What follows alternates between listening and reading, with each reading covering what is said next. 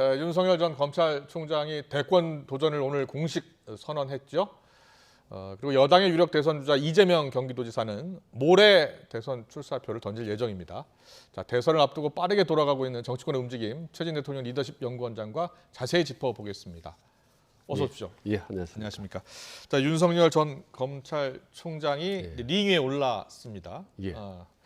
윤봉길 기념관에서 대선 출정식을 가진 것과 마찬가지인데 오늘 현장에 다녀오셨다고요? 예, 가서 한번 직접 쭉 둘러봤습니다. 어땠습니까? 예. 사람도 많고 근처에 프랜카드로 완전히 도배질을 했고요. 화환도 거의 한 200~300m 거리 늘어섰는데 과거에 김대중, 김영삼 대통령이 세대 대결, 군중 동원하던 모습의 한 편을 좀 보는 것 같다 할 정도로 상당히 좀 북적북적했습니다. 프랜카드 대부분의 단어 중에 공통적으로 들어가는 이제 공정과 정의, 뭐 공정을 내와라, 온통 공정으로 거의 도배질했다라고 해도 과언이 아닐 정도로 전부 다 공정. 바깥의 분위기는 그랬고 안에 분위기는 좀 어땠습니까? 안에는 이제 자세히는 못 봤습니다. 상당히 이제 제한되기 때문에 안에는 못 들어가셨고. 근데 이제 뭐 얼핏 보니까 뭐 큰 그동안에 다른 모임과 큰 차이는 없었지만 외부 그런 모습은 좀 근자에 보기 드문 모습이었습니다. 그랬군요. 전국에서 올라오고 지방에서 몰려온 사람도 많이 있었고요. 오늘 그 사실상의 출마 선언문 15분 정도 시간을 할애해서 내가 왜 정치를 한 건지, 시작하게 됐는지 그 이유를 하나씩 설명을 했는데요.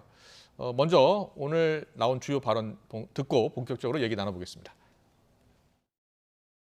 국민을 내 편, 네 편으로 갈라 상식과 공정, 법치를 내팽개쳐 나라의 근간을 무너뜨리고 국민을 좌절과 분노에 빠지게 하였습니다. 정권 교체를 이루지 못하면 개혁과 파괴를 개혁이라 말하고 독재와 전제를 민주주의라 말하는 선동가들과 부패한 이권 카르텔이 지금보다 더욱 판치는 나라가 되어 그야말로 부패 완판 대한민국이 될 것입니다.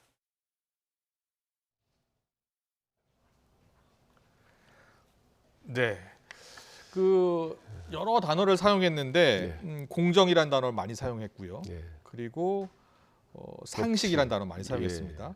그런데 이 문재인 정권에 대해서 권력을 사유화하는 데 그치지 않고 집권을 연장하여 계속 국민을 약탈하려 한다. 이런 약탈, 좀 거친 표현도 들어가 있더라고요.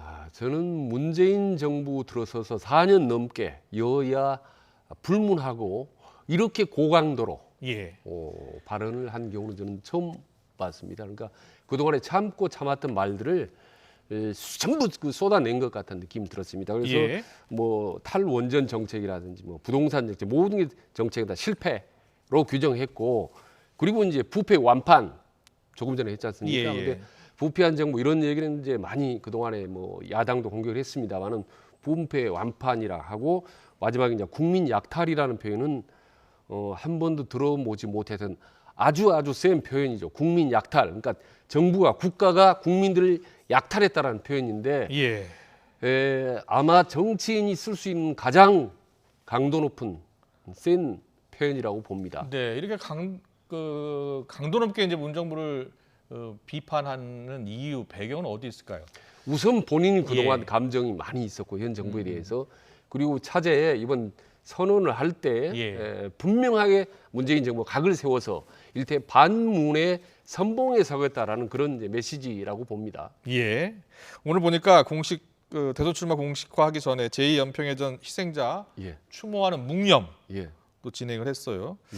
그동안 윤 전 총장의 행보 가운데 이 보훈 행보의 연장선이다 이렇게 보도되겠습니까? 네, 그렇습니다. 이제 뭐 윤 총장의 전략은 이제 중도 플러스 보수로 해서 이제 승리하겠다는 거 아니겠습니까? 그래서 보수의 행보는 뭐 그동안에 간간히 보여줬습니다만은 이게 이제 보훈 행보야말로 보수 쪽을 많이 좀 확보하겠다라는 그런 이제 강한 그런 표현이라고 봅니다. 그렇군요. 중도는 본인 자체가 이제 공정이라든 이런 중도 행보를 보여왔고 보수 우파들을 이제 확장하기 위해서는 아마 그런 보훈 그렇군요. 이제 모자를 직접 쓰고 이제 천안함에 그래서 오늘 사실상의 출마 선언문 보면 천안함 청년 전준용은 분노하고 있었다. K9 청년 이찬호는 억울해서가 아니라 잊혀지지 않기 위해서 책을 썼다. 이렇게 표현을 하면서 대한민국을 만들고 지킨 영웅들이었다. 이렇게 표현을 해요. 그러면서 이제 공정과 정의를 이야기합니다. 그런데 여기 출마 선언문에는 엑스파일 이야기는 없더라고요. 그래서 기자들이 물었는데요. 오늘 일문일답 어떻게 답을 했는지 듣고 오겠습니다.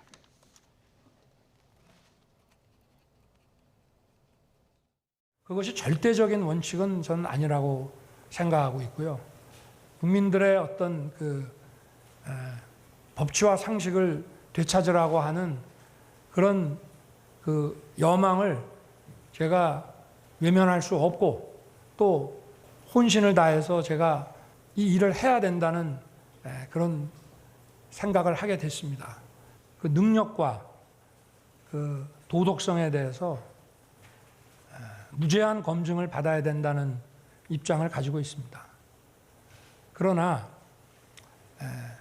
그런 검증은 어떤 합당한 근거와 그 팩트에 기초해서 이루어지는 것이 맞다고 생각하고 일방적인 마타도를 시중에 막 유포를 한다든가 하면은 이거는 국민들께서 다 판단하실 것으로 생각합니다. 그 정치 철학 면에서는 국민의힘과 제가 생각을 같이 하고 저는 국힘을 지지하지 않는 분이라 하더라도 이 지성과 상식을 가지고 국가가 운영돼야 된다고 생각하시는 분들은 이런 자유민주주의라는 가치에 전부 동의하지 않으실까 생각을 합니다. 저는 그 안에서 진보도 있고 보수도 있는 거라고 저는 생각을 합니다. 자, 어떻게 들으셨어요? 엑스파일에 대해서는 선출직 공직자로서 나서는 사람은 능력과 그 도덕성에 대해서 무제한 검증을 받아야 한다. 이렇게 이야기를 했고요. 다만 근거와 팩트에 기초해서 이루어지는 것이 맞다고 생각한다라고 했어요. 어떤 뜻입니까? 예나 지금이나 엑스파일이라는 것 자체가 터지는 순간 어디로 불똥이 튈지 모르는 판도라 상자와 같다는 것. 이 엑스파일의 속성을 윤 전 총장 잘 아는 겁니다. 그렇기 때문에 본인이 자신 있게 얘기하는 거고요. 그리고 과거에 아시다시피 박근혜 엑스파일이 얘기 많이 돌았다지 않습니까? 뭐 최태민과 관련된 뭐 여러 가지 루머들이 있었는데 공인이 된 정두원 의원도 뭐 박근혜 엑스파일이 있다고 얘기를 하고 본인이 봤다라고 얘기를 하고 이거 터지면 큰일 난다고 했지만 결국은 큰일 나지 않고 터지지도 않았었습니다. 그렇기 때문에 이 부분은 뭐 앞으로 이제 검찰이나 이 과정에서 구체적으로 밝혀질 거기 때문에 파일은 논란이나 의혹 제기 차원에서 도덕적으로 상당히 이제 타격을 가할 수 있을지 모르겠지만 법적으로는 아직 이제 누군가가 그 뚜껑을 열기가 어려운 그런 상황이기 때문에 이 부분에 대해서 본인이 자신 있게 얘기를 한 것 같습니다. 근데 이게 엑스파일 논란에서 여당이 아니라 야당의 다른 경쟁 대선 주자들이 본격적으로 문제를 제기할지도 모른다. 이런 전망도 나오는데 어떻게 보세요? 이미 제기를 했고요. 앞으로 제기할 거라고 봅니다. 다만 엑스파일의 내용을 구체적으로 어떻게 제기할 거냐 이게 문제인 거죠. 엑스파일이 있다더라, 뭐 관련된 의혹이 20가지가 넘는다더라 이런 얘기는 나왔었고 앞으로도 강력하게 제기를 할 겁니다. 공격을 할 겁니다. 근데 뭐냐라고 하면 드러내봐라 라고 할 경우에 과연 구체적으로 이거라고 엑스파일을 열어서 본인의 눈앞에 들이댈 수 있느냐, 많잖아요. 언론에 공개할 수 있겠느냐, 이건 쉽지 않다는 거죠. 그렇군요. 과거에 그랬었는데 한 번도 제대로 터져낸 경우는 없었거든요. 그래도 많은 국민들이 그 엑스파일의 내용을 좀 궁금해하시거든요. 바로 그겁니다. 엑스파일의 전략이라는 게 자꾸 엑스파일 하면은 뭔가 궁금해하고 뭔가 의혹이 있는 것 같고 뭔가 도덕성에 문제가 있는 것 같은 느낌. 이게 이제 일종의 마타도어 전략이죠. 오늘 마타도어란 표현을 윤석열 전 총장도 했습니다. 일방적인 그 마타도어를 시중에 유포한다든가 하는 건 국민들께서 판단하실 것으로 생각한다. 이렇게 표현을 했어요. 알겠습니다. 그리고 국민의힘 입당 여부에 대해서 정치 철학 면에서 국민의힘과 생각이 같다라고 하면서도 즉답은 피했거든요.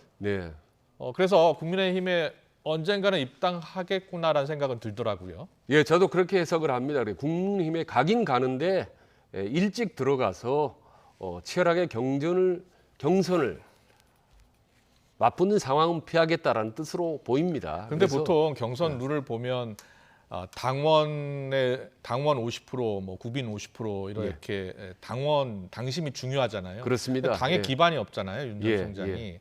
물론 앞서 권성동 의원하고 연결해 봤더니 권성동 의원은 당내에서 윤 전 총장 지지하는 의원들이 뭐 20여 명, 30여 명까지 된다라고는 얘기하더라고요. 예. 그럼에도 불구하고 지금 현재 국민의힘 내의 대선 주자들과 경쟁하기에는 좀 무리가 있지 않을까요? 그렇습니다. 당원이 50%가 아니라 30%만 한다 하더라도 예. 아니 20%만 한다 하더라도 그건 알 수가 없습니다.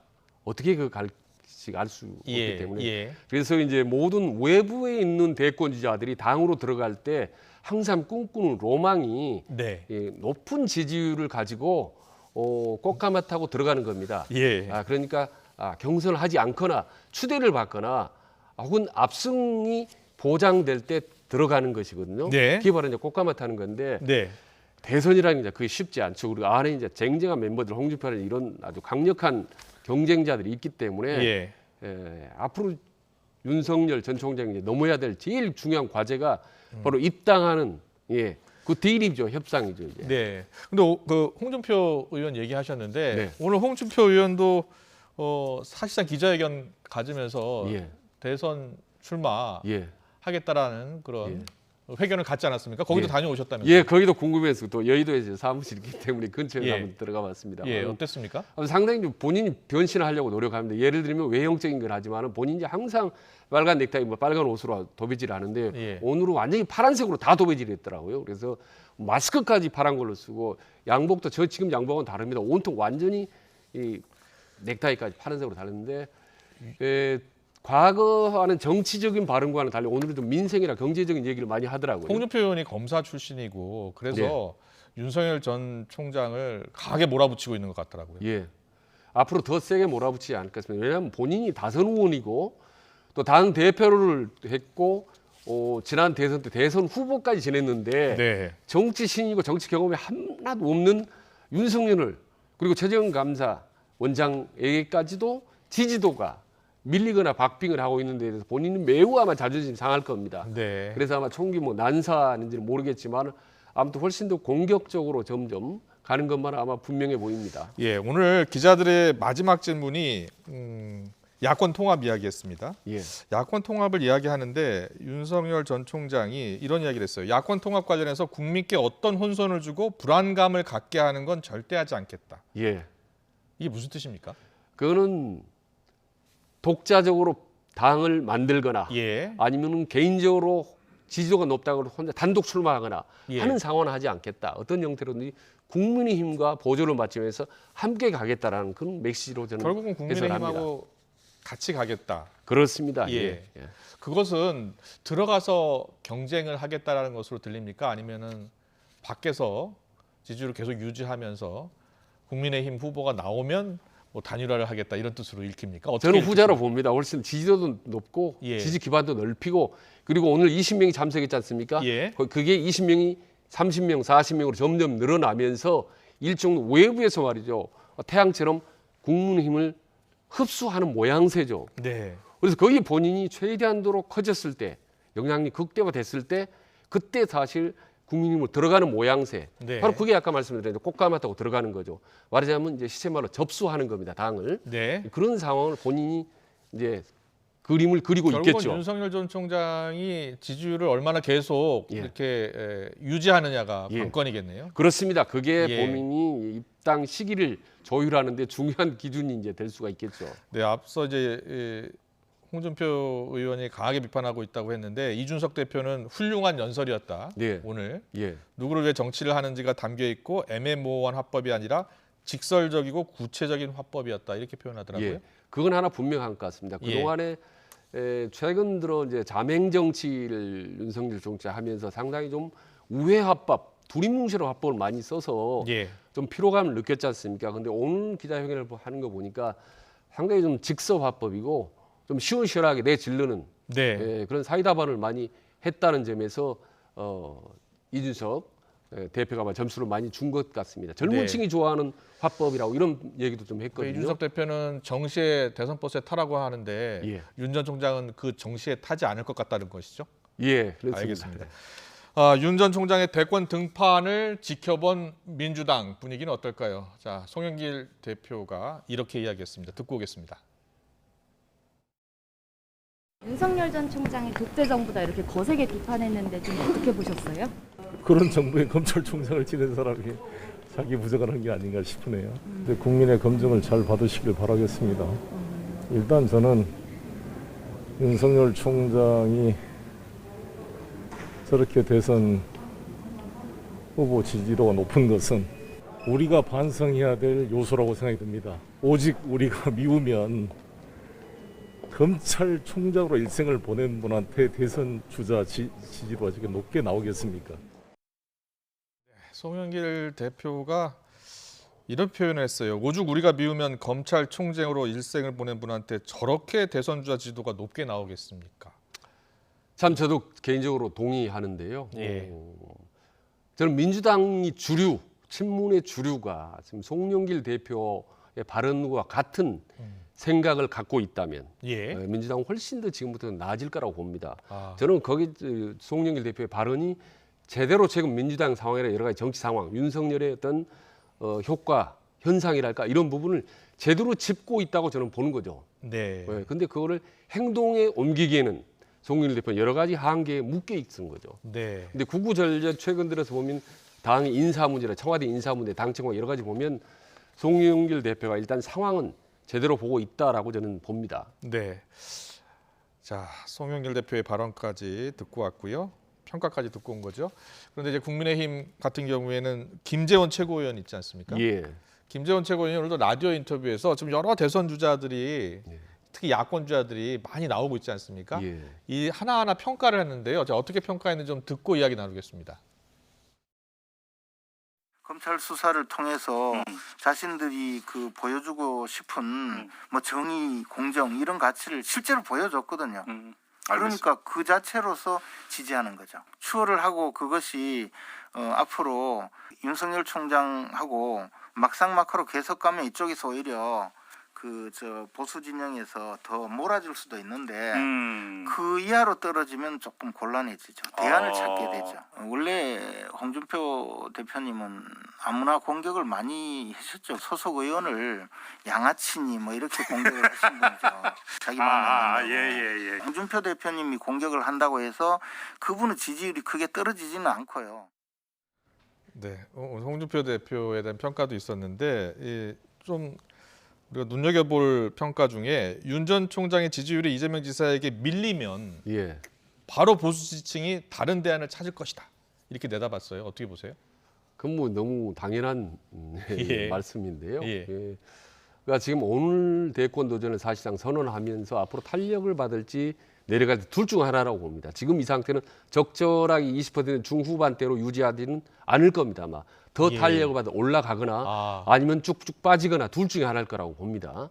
근데 만약 쭉쭉 빠지게 된다면 예. 바로 대안을 찾죠. 근데 대안이 없으면 네. 미우나 고우나 윤석열을 밀고 함께 갈 수밖에 없는데 지금 언론의 대안이 뭐 최재형 감사원장 거론되고 그리고 또 가끔이지만 김동연 전 경제부총리도 거론이 되고 있고 이렇기 때문에 지지율이 근데 지금은 매우 낮거든요. 지금은 낮습니다. 제가 예. 항상 말씀드렸다시피 대선이 아직 시작도 안 했다. 판이 시작도 안 했다 그랬어. 오늘 선언했지 않습니까 지금. 예. 그리고 안철수도 지금 아직 합당도 하지 않았지 않습니까. 예. 김동연은 이제 시작하려고 합니다. 그렇군요. 한 25명 정도 제가 오늘 확인한 바로 한 25명 정도 되는 대권 주자가 대권 이제 주자가 시작하려고 25명이나 됩니까? 여야? 예, 그렇습니다. 예. 여야 합쳐서. 네. 그렇기 때문에 제가 여러 번 이미 한 2달 전에도 말씀드렸는데 판이 요동칠 거라고.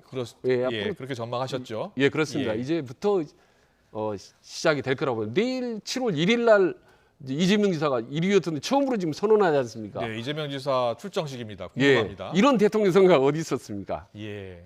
얼마 남지가 않았는데 지금 경선이 9월인데 예. 지금 이제 내일 선언한다는 건데 알겠습니다. 그래서 앞으로 얼마든지 변화무쌍한 그런 상황들이 기다리고 내년 있다. 대선이 3월 9일인데요. 네, 그렇습니다. 8개월 하고도 좀 더 남았습니다. 네, 근데 1차적으로 이제 9월 달에 여당의 후보가 결정되고 11월 달에 야당 후보가 결정되면 맞습니다.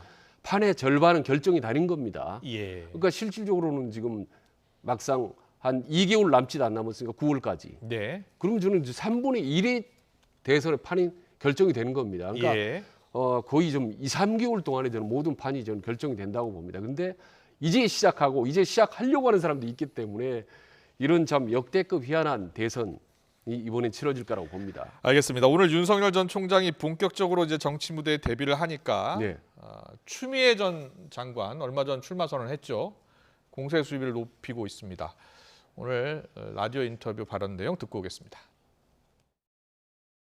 저는 뭐 대선 출마 결심하면서 윤 전 총장에 대해서는 정말로 딸 한 톨만큼도 염두에 두지는 않아요. 근데 저는 그게 뭐가 있는지는 관심도 없어요. 이미 제가 공개된 그 사실만으로도 윤석열 전 총장은 대권 꿈을 가져서는 안 될 부적격한 분이에요. 대선 후보 검증 국면에서 뭐 그 야당 후보라고 자꾸 그러는데 야당에서도 서로 경쟁하면서 진실이 쏟아질 것이라고 봅니다. 네. 뭐 우리 여당 측에서 뭐라고 하지 않더라도 그래서 그때 가면 국민들께서 추미애가 옳았다 하실 것 같아요. 네, 추미애 전 장관이 대선에 등판하면 윤 전 총장 같은 경우에는 지지율이 더 오를 것이다라는 관측도 있었는데요. 예. 최근 지지율을 보면 예. 윤 전 총장은 약간 주춤하는 반면에 추 전 장관은 상승하고 있거든요. 예. 그 두 사람의 지지율 상관관계는 어떻게 될 것 같습니까? 저는 상관관계가 긴밀하지는 않다고 봅니다. 예. 일시적이었고 지금 현재 뭐 윤석열을 너뜨리고 이리 가고 추미애는 중하위 뭐 큰 변화가 없습니다. 예, 사실은. 예. 근데 초등학생 그 수수께끼 중 이런 게 있습니다. 때리면 때릴수록 커지는 게 뭐냐? 종소리거든요. 때리면 때릴수록 커지는 것. 종소리다. 종소리다. 그래서 혹시 추미애 등 대표도 예. 자꾸 추미애를 때릴수록 그 소리가 요란하고 커지는 윤석열을 키우는 그런 효과를 갖는 게 아닌가라는 게 지금 오히려 민주당 내에서 제기하는 많은 문제 그런 이야기들도 제기입니다. 있습니까? 예, 그런데 이제 추미애 전 대표 입장에서는 이제 전략적인 당 대선 그냥 전략적인 행보를 보는 거고요. 네. 다만 당시 법무장관 시절이나 지금이나 윤석열을 때리면 때릴수록 윤석열의 소리는 크게 나면서 오히려 더 키우는 효과가 있지 않을까. 그리고 덩달아 물론 본인의 존재감도 커지는 건 분명히 사실입니다.